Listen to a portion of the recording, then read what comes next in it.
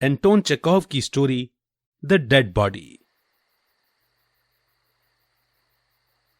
अगस्त की एक सुनसान रात। दूर खेतों के ऊपर कोहरे की चादर ने मानो हर चीज को ढक रखा हो। चांद की रोशनी और घने कोहरे से रात में एक अजीब सी खामोशी छाई हुई थी। बहुत सफेद रंग की दीवार से लगा हुआ दूर दूर तक फैला समुद्र और उस पर गीली और बेहद ठंडी हवा के झोंके। सुबह होने में अभी कुछ वक्त बाकी था। साथ वाली सड़क से जंगल के किनारे तक जाने वाले रास्ते पर कहीं दूर आग की रोशनी नजर आ रही है। ओक के पेड़ के नीचे सर से पैर तक सफेद रंग के सूती कपड़ों में लिपटी एक डेड बॉडी पड़ी है। उसके सीने पर एक लकड़ी का क्रॉस रखा था। लाश के पास ही सड़क पर बैठे दो किसान लाश का पहरा दे रहे हैं। उनमें से एक लंबा छोटी उम्र का लड़का है जिसकी काली घनी आईब्रोज और बेहद पतली मूछें हैं। उसने बार्क के जूते पहने हैं और बदन पर फटी पुरानी भेड़ की खाल लपेट रखी है। वो टांगे फैलाए मजे से गीली घास पर बैठा है। वो अपनी लंबी गर्दन झुकाता है और एक गहरी सांस लेता है। दूसरा किसान सूखी हड्डियों वाला मरियल सा बूढ़ा। उसके फेस पर पतली मूछें और छोटी सी बकरा दाढ़ी है। अपने दोनों हाथ घुटनों पर रखे वो जलती हुई आग को देखे जा रहा था।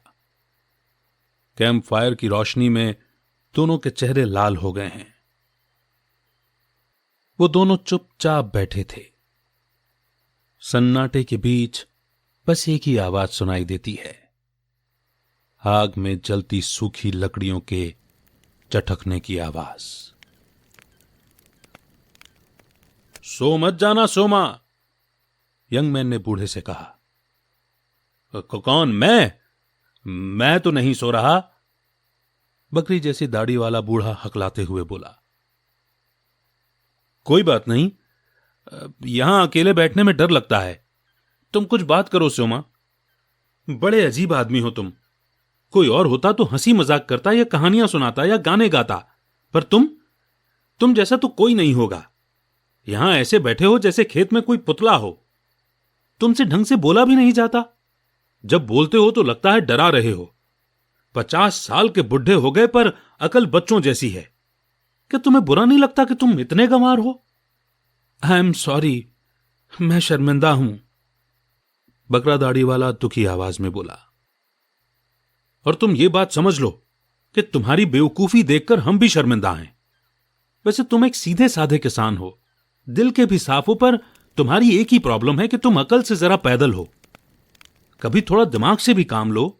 माना कि ऊपर वाले ने तुम्हें बुद्धि नहीं दी, पर तुम खुद से भी तो कभी कुछ एफर्ट किया करो सोमा। जब कोई सही सलाह दे तो अच्छे से कान खोलकर सुन लो और उस पर ध्यान दो। और अगर कुछ समझ ना आए तो अपने दिमाग से उस बात पर गौर करो कि इस बात का क्या मतलब होगा। आई बात समझ में? थोड़ा एफर्ट करो। अगर दिमाग नहीं घिसोगे तो मरते दम तक गंवार के गंवार रहोगे। तभी अचानक जंगल से एक लंबी दर्द भरी कराहने की आवाज आती है। पत्तियों के बीच कुछ खड़खड़ाहट होती है, जैसे कोई पेड़ के ऊपर से नीचे गिरा हो। और उसके बाद लगा जैसे कोई जोर से पुकार रहा हो। यंग मैन चौंक कर बूढ़े की तरफ देखता है। लगता है कोई उल्लू छोटी चिड़िया का शिकार कर रहा है, स्योमा ने उदासी से कहा। पर क्यों सोमा? इस टाइम तक तो सारी चिड़ियां गर्म जगहों में उड़कर चली जाती हैं। मुझे नहीं पता क्या है।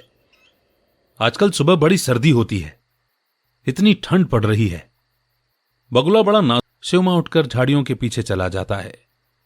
वो आग में डालने के लिए सूखी लकड़ियां इकट्ठा कर रहा था और उसका साथी आंखों पर हाथ रखे हर आहट पर कान लगाए बैठा था। स्योमा दोनों हाथों में लकड़ियां भर के लाया और जलती हुई आग के अंदर डाल दी। आग की लपटें और तेज हो गईं। आग की लपटों में सब कुछ लाल रंग का दिखाई दे रहा था। उन दोनों के चेहरे सुनसान सड़क और लाश के ऊपर पड़ा सूती सफेद कपड़ा, कपड़े के नीचे से लाश के उभरे हुए हाथ पैरों की छाप और लकड़ी का क्रॉस, सब कुछ लाल लाल लग रहा था। वो चुपचाप उसकी रखवाली कर रहे थे। यंग मैन ने अपने सर को थोड़ा और झुकाया। इस वक्त वो काफी नर्वस लग रहा था। बकरी दाढ़ी वाला बूढ़ा पहले की तरह चुपचाप बैठा आग की तरफ देखता रहा। रात के सन्नाटे को चीरती एक भारी आवाज गूंजी। किसी के धीरे से चलने की आवाज सुनाई दी और फिर आग की रोशनी में रोड पर एक आदमी की परछाई नजर आई। उस आदमी ने एक लंबा सा चोगा पहन रखा था और उसके सर पर एक बड़ी सी हैट थी। आग की रोशनी में एक आदमी अपने कंधों पर थैला रखे उनके सामने आकर खड़ा हो गया था। उस आदमी ने अपनी भारी आवाज में कहा, मैंने दूर से यहां पर आग जलती हुई देखी तो बड़ा खुश हुआ। पहले मुझे लगा कि कोई आदमी अपने घोड़े चराने लाया है। फिर मुझे लगा नहीं, ऐसा नहीं है, क्योंकि कोई घोड़ा तो नजर ही नहीं आ रहा। फिर मैंने सोचा कोई चोर तो नहीं बैठे, क्या पता किसी अमीर आदमी को लूटने का इंतजार कर रहे हो।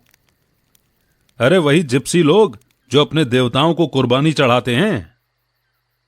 और यह ख्याल आते ही मैं खुशी से उछल पड़ा। मैंने खुद से कहा, जाओ फोदो जी, गॉड के सर्वेंट जाओ। और मैं सीधा शहीद होने यहां आ गया, जैसे कोई कीड़ा आग में खुद जलने आता है। और अब मैं तुम्हारे सामने यहां खड़ा हूं, पर तुम्हारी शक्ल सूरत देखकर तो नहीं लगता कि तुम दोनों चोर हो और ना ही कोई डाकू लुटेरे। भगवान तुम्हारा भला करे। गुड इवनिंग, दोनों ने एक साथ कहा। भले इंसानों, क्या तुम ये बताओगे कि यहां से मुकुहिंसकी ब्रिकयार्ड्स कैसे जा सकते हैं? यहां तो रास्ता बंद है। तुम रोड पर सीधे चले जाओ और 1.5 मील चलने के बाद हमारा गांव आएगा, अनानोवा। तो फिर वहां से तुम्हें नदी के किनारे पहुंचकर राइट टर्न लेना है और तुम सीधे ब्रिकयार्ड्स पहुंच जाओगे। यह अनानोवा से 2 मील की दूरी पर है। भगवान तुम्हें सुखी रखे। लेकिन तुम लोग यहां क्यों बैठे हो? उस आदमी ने पूछा। हम यहां बैठकर इस डेड बॉडी की रखवाली कर रहे हैं। ये देखो, इधर पड़ी है। क्या बोला तुमने? Dead body? Holy mother! आदमी हैरानी से चिल्लाकर बोला। उसने देखा सफेद कपड़े से ढकी हुई एक लाश पड़ी है, जिसके ऊपर एक क्रॉस रखा है। अचानक अपने सामने एक लाश पड़ी देखकर उस आदमी की हालत खराब हो गई। डर के मारे उसके घुटने कांपने लगे। उसका मुंह खुला का खुला रह गया और पलक झपकाए बिना वो लाश की तरफ देखे जा रहा था। ऐसा लग रहा था जैसे उसके पैर वहीं जमीन में गड़ गए हों। करीब 2 से 3 मिनट तक वो इसी हालत में खड़ा रहा। फिर धीरे से बड़बड़ाने लगा। ओ लॉर्ड, होली मदर, मैं तो चुपचाप अपने रास्ते पर जा रहा था, अचानक ये सब क्या हो गया? वैसे तुम कौन हो? चर्च के पादरी? यंग मैन ने पूछा। नो, मैं तो एक मॉनेस्ट्री से दूसरी मॉनेस्ट्री घूमता रहता हूं। तुम जानते हो मिहाइल पोलेकार्पिच को, ब्रिकयार्ड का फोरमैन। वेल, मैं उसी का भतीजा हूं। हो गॉड, पर तुम यहां क्यों रुके हो? हम रखवाली कर रहे हैं, हमें करने को बोला गया है। अच्छा, हाँ। चोगे वाला आदमी अपनी आंखों पर हाथ रखते हुए धीरे से बड़बड़ाया। और ये लाश किसकी है? था कोई अजनबी। बेचारा।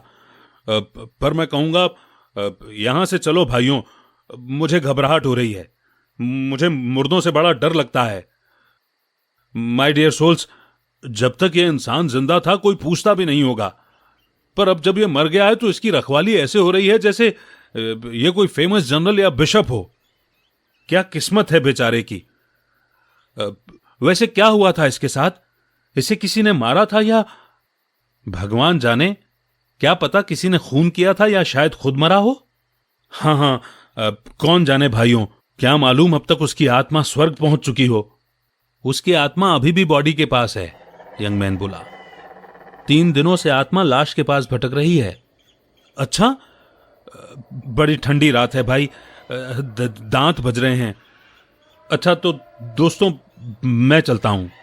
हाँ, सीधा इसी रास्ते पर, जब तक तुम गांव न पहुंच जाओ, और फिर रिवर बैंक से राइट टर्न लेना मत भूलना। हाँ, रिवर बैंक से पक्का।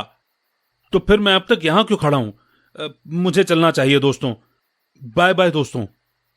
लंबे चोगे वाला आदमी सड़क पर पहुंचा, पर 5 कदम चलने के बाद अचानक रुक गया। मैं इसे दफनाने के लिए पैसे रखना भूल गया। भले इंसानों, तुम्हें पैसे दूं क्या? तुम्हें पता होगा, तुम बेहतर जानते हो क्योंकि तुम तो मोनेस्ट्रीज घूमते रहते हो। अगर वो खुद मरा है तो उसकी आत्मा को शांति मिलेगी, और अगर उसने सुसाइड किया है तो ये पाप है। सही कहा तुमने ब्रदर, और हो सकता है कि इसने सुसाइड किया हो। इसलिए मैं अपने पैसों को अपने पास ही रखता हूं। कोई मुझे 1000 रुपए दे भी तो मैं यहां नहीं रुकने वाला। अलविदा भाइयों। लंबे चोगे वाला धीरे धीरे वहां से चला गया, फिर अचानक दोबारा रुक गया। मुझे समझ नहीं आ रहा कि मैं क्या करूं, वो बड़बड़ाया। मैं यहां आग के पास बैठकर सुबह होने का वेट करूं या फिर अपने रास्ते जाऊं?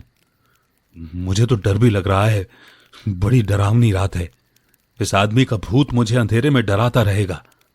मैं 300 मील पैदल चलकर आया हूं पर कुछ नहीं हुआ, और अब जब घर पहुंचने वाला हूं तो यह मुसीबत आ गई। अब मैं आगे नहीं जा सकता। और यह बात तो सच है कि बड़ा डरावना माहौल है। देखो, मुझे किसी से डर नहीं लगता, न भेड़ियों से, न चोरों से, और न ही अंधेरे से। पर मुझे मुर्दों से बड़ा डर लगता है। भले इंसानों, मैं तुम्हारे पैर पड़ता हूं, मुझे मेरे गांव पहुंचा दो। कोई नहीं देख रहा भाइयों, तुम्हें मेरी कसम है, किसी को पता नहीं चलेगा। आज तुम मेरी हेल्प करोगे तो गॉड तुम्हारी 10 गुना ज्यादा हेल्प करेगा। ओल्ड मैन, मेरे साथ आओ, मैं भीख मांगता हूं। बोलो, तुम चुप क्यों हो? अरे ये क्या बोलेगा, ये बड़ा सीधा सा आदमी है, यंग मैन ने कहा। तो तुम आ जाओ मेरे साथ मेरे दोस्त, मैं तुम्हें 5000 रुपए दूंगा। 5000 रुपए के लिए तो शायद मैं आ जाऊं, यंग मैन ने अपना सर खुजलाते हुए बोला। पर मुझे मना किया गया है। अगर हमारा सीधा साधा श्योमा यहां पर अकेला रुक जाए तो मैं तुम्हें गांव छोड़ने आ सकता हूं। श्योमा, क्या तुम यहां अकेले रुकोगे? हां ठीक है, रुक जाऊंगा, सीधे साधे श्योमा ने जवाब दिया। ठीक है, तो तुम मेरे साथ चलो, चोगे वाले ने यंग मैन से कहा। यंग मैन खड़ा हुआ और उसके साथ चल पड़ा। कुछ देर तक उनके बोलने और चलने की आवाज आती रही, फिर धीरे धीरे बंद हो गई। श्योमा ने धीरे से अपनी आंखें बंद की और सो गया। आग की रोशनी धीमी पड़ती चली गई। तभी एक बड़ी सी काली परछाई डेड बॉडी के ऊपर गिरी। अब एंड में ऑथर ने आपके लिए मिस्ट्री छोड़ दी है कि आगे क्या हुआ होगा। क्या यंग मैन उस ट्रैवलर को मार देगा या ट्रैवलर उस यंग मैन को?